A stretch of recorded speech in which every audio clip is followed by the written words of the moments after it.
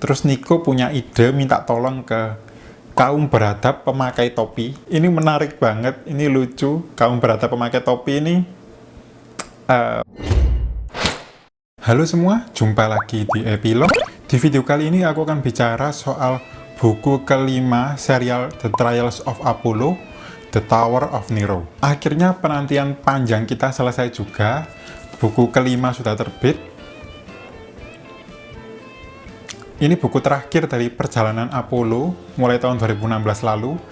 Yang pertama ada The Hidden Oracle, The Dark Prophecy, The Burning Mist, dan The Tyrant's Tomb. Dan di buku kelima ini, The Tower of Nero. Nggak seperti biasanya, ada kejutan waktu aku unboxing buku ini. Ada sepucuk surat dari Uncle Rick. Ini.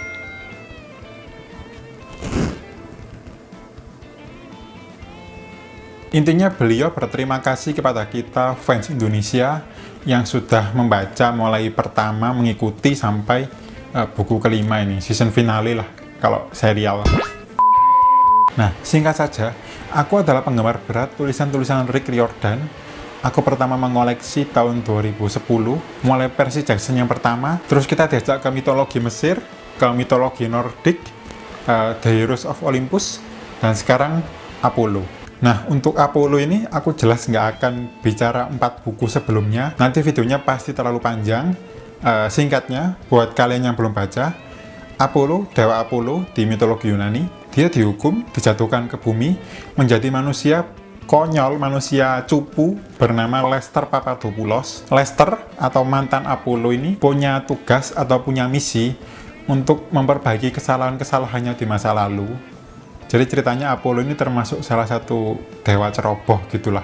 Nah, di bumi dia bertemu dengan demigod bernama Meg. Meg ini putri Demeter, dewi Yunani lainnya. Nah, di 5 buku ini kita diajak mengikuti perjalanan Apollo yang awalnya dia putus asa, denial.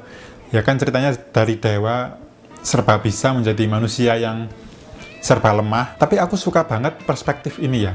Jadi gimana ya, perspektif dewa yang digambarkan Rick Riordan itu sebenarnya nggak super bisa banget kok. Dewa juga bisa membuat kesalahan, dewa juga bisa keliru, dan Apollo di sini adalah penggambaran dewa yang ceroboh membuat kesalahan-kesalahan di saat dia masih kekal, dan dia harus memperbaikinya di dunia fana saat dia kehilangan kekekalannya.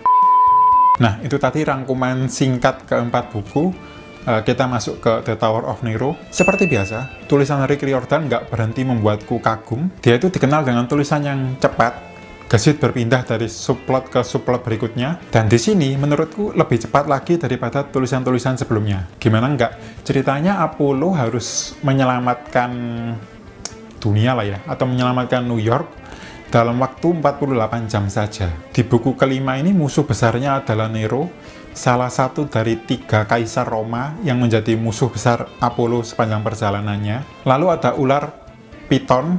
Piton ini semacam ular raksasa dalam mitologi Yunani yang dia itu menghalangi ramalan oracle-oracle Apollo. Nah kan Apollo itu selain dewa matahari, dia juga dewa ramalan dan dewa atas urusan-urusan kecil lain yang aku nggak tahu lengkapnya seperti apa. Di buku kelima ini kita bisa melihat perkembangan pola pikir dan perkembangan mental Apollo ya.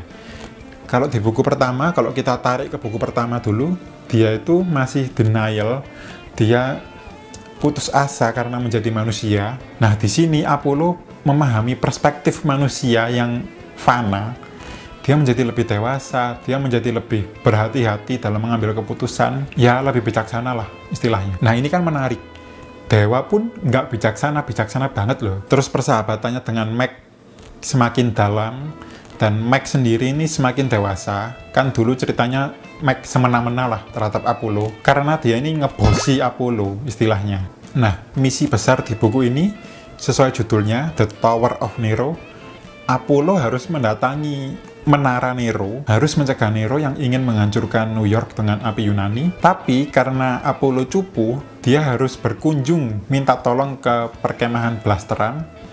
Di sana dia minta bantuan kepada Nico De Angelo, putra Hades, dan Will Solis, putranya Apollo sendiri. Di sana Apollo juga bertemu dengan Rachel, salah satu oracle-nya yang masih hidup, dan Rachel pun bersama-sama membantu Apollo ke Menara Nero. Nah, mereka membangun siasat, membangun rencana lah ya. Terus Nico punya ide minta tolong ke kaum beradab pemakai topi. Ini menarik banget, ini lucu. Kaum beradab pemakai topi ini penolong besar lah dalam misi Apollo. Singkat cerita, Apollo menyerang. Dan ini paradoks unik, untuk mengalahkan Nero, dia harus merelakan status dewatanya selamanya. Ya, kurang lebih kayak gitulah inti buku ini. Nah, lantas apakah Apollo berhasil kembali menjadi dewa? Silakan dibaca sendiri. Ini buku terbitan Mizan. Menurutku di toko buku dekat teman-teman pasti ada. Singkatnya begitulah. Apollo ini belajar dari manusia. Seorang dewa belajar dari manusia. Dia pun memahami bahwa konsep waktu manusia dan dewa ini berbeda, karena dewa kan abadi ya. Secara keseluruhan, seperti biasa, Rick punya cara sempurna menurutku ya, meleburkan mitologi ke dunia modern. Dan seperti biasa, sama seperti buku-buku Rick Riordan sebelumnya, ada banyak kalimat-kalimat konyol, pertempuran epik, ada pengorbanan heroik, ada banyak karakter aneh, dan yang paling penting, persahabatan. Bukunya nggak terlalu beda dengan buku-buku sebelumnya, justru banyak unsur nostalgia yang menurutku menarik. Dan di buku ini, setelah kita dibuat patah hati kehilangan Jason Grace di satu buku lalu atau 2 buku lalu ya. Pokoknya nasib Jason Grace ini mengejutkan bagi fans Rick Riordan. Untuk pertama kalinya sejak awal, Rick Riordan berani mematikan salah satu karakter utama yang punya banyak fans. By the way, Jason Grace ini putra Zeus, jadi menurutku membunuhnya ini keputusan berani, apalagi ada indikasi masih ada buku-buku berikutnya. Nah, itu tadi, bicara soal kemungkinan buku berikutnya, aku sendiri nggak sabar menunggu. Kayaknya bakal ada crossover 3 mitologi besar dalam cerita Rick Riordan. Di sini ada clue tipis untuk crossover itu. Juga ada clue untuk cerita tentang si putra Hades. Sekian video kali ini. Maaf banyak kurangnya. Terima kasih sudah subscribe dan sampai jumpa di video berikutnya.